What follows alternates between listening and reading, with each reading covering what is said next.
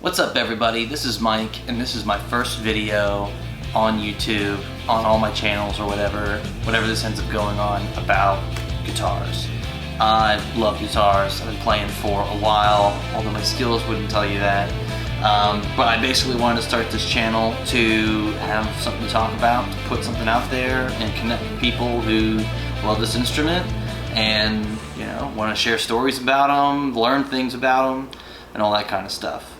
So I figured for my first one, I'd talk about my new guitar, or newest one, that I got like a month and a half ago from a vendor that's a mom and pop based out of New Hampshire. I'm in Atlanta, Georgia, and they were on Reverb, which is the greatest thing ever. Basically, like, they were having a COVID sale, so they had like a nice little discount on it, and they had this shipped to me directly from Fender. So I thought it was, one, kind of cool, and two, kind of scary, because I had seen this guitar bought sight unseen, and it's still, even with a discount, pretty expensive. You know, brand new they go for $2,000, and it's the American original 50s Stratocaster, by the way, for the year 2020. I got an Inca Silver, which is the color that I've been going after for a while. More on that later, but basically got this thing, they shipped it right to me, and then I got to unbox it and, you know, like, cross my fingers that everything was cool. So everything ended up being pretty darn cool. I'm very happy with it, but there was one thing that I wasn't really prepared for, and that was the neck. On this one is a soft V shape, so it's a little bit thicker. It's actually substantially thicker than a C shape, which you see on most Fenders that come out of either the Mexican or American shops these days. And it's more true to that 1950s kind of shape and feel. So if you're doing chords, right, like if you do a lot of open where you have your thumb around like this, people say, oh, it's good for, like, if you're a thumb over player, you know, which is like weird. Like, are you playing power chords like this? Or are you like you have monkey fingers? It's weird. But anyways, it wasn't the shape, because the shape is cool because I've got a decent sized hand. It wasn't uncomfortable, but it had this, you know, the gloss on the back. And while I've played guitars that have the satin finish on the back of the neck, which is super comfortable, and I played ones with the gloss on the back, the nitro gloss is something a little different. It's a little stickier than, when your hands start sweating, than when you play like a polyurethane finish. And if you don't know the difference between those two kinds of finishes, that's something that I'll probably talk about later on. But the nitro is that nice, like, that's what you finish furniture with. It's an older finish. It's kind of toxic, but it ages really well. So when you see those relic guitars, that's what, you know, you're getting. People who are watching this because they saw American original 50s, you probably already know this. Anyways, I, you know, was kind of like, hey, this is great, but this is making it not as comfortable to play as my other guitar, which is an American Special, which has a, you know, awesome, you know, super smooth satin finish on the back of the neck. So I had to do something about it, because I was like, I love the guitar. Everything else about it is what I wanted, right? The color, the finish. Nitro was pretty important because I want this thing to age over time. I want to have this forever. And then having that more substantial neck, you know, kind of is good for playing some rockier kind of stuff. Closer to your Les Paul kind of neck, you know, if you will. But I had to do something about getting that finish taken care of. So a buddy of mine told me what he does with all of his guitars, right? And he has polyurethane finishes, he has some nitro finishes. What he's doing is he's sanding down, so people are doing all over the place apparently. If you're getting a guitar for playing purposes and not like collector or, you know, putting it on display or something, if you're playing live shows, if you're recording something and you need to have like smooth access to the entire fretboard, all up and down the neck, like you want to have it all going smoothly, they sand down the back of the finish. And he's like, you should sand down the back of it. And I said, that's crazy. I really don't want to go and take, you know, any kind of abrasive, like steel wool or, you know, some kind of adhesive or sandpaper or something to my brand new guitar that I just paid, you know, a good chunk of change for.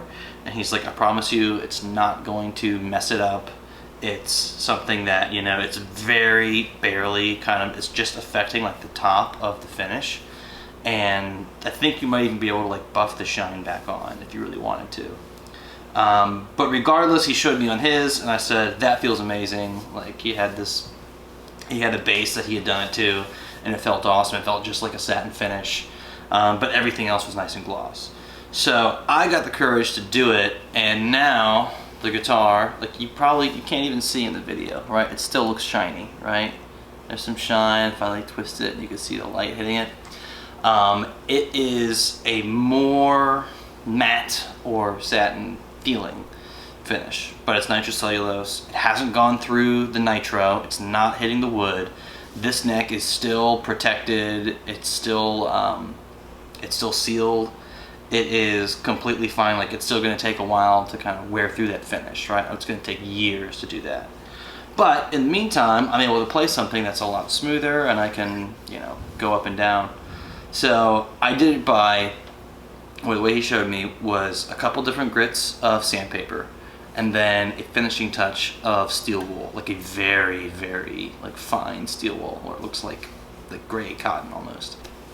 So you do it with a thicker grit to start with, and then a more fine grit, and then the finest grit for like the finishing, to kind of get like any little like lines from the sandpaper. I started with a 400 grit, which is still very fine, like it's like not even that scratchy, and I did most of it, and I taped off, you know, areas, so I did go over all over the back of it. I did the 400, and then I got some 600 and went over it, and of course you wipe down in between. And at the very end, I got the steel wool, and you just kind of go up and down until everything's nice, and you know, it looks like it was meant to be that way out of the factory.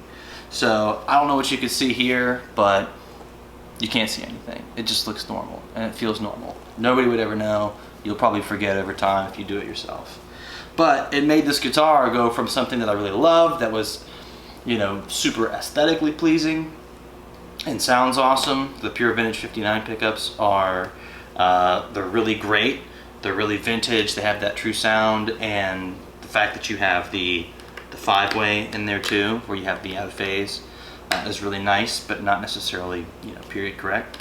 But now it's like, it's a player, it's a workhorse, and it's much more functional than it was before.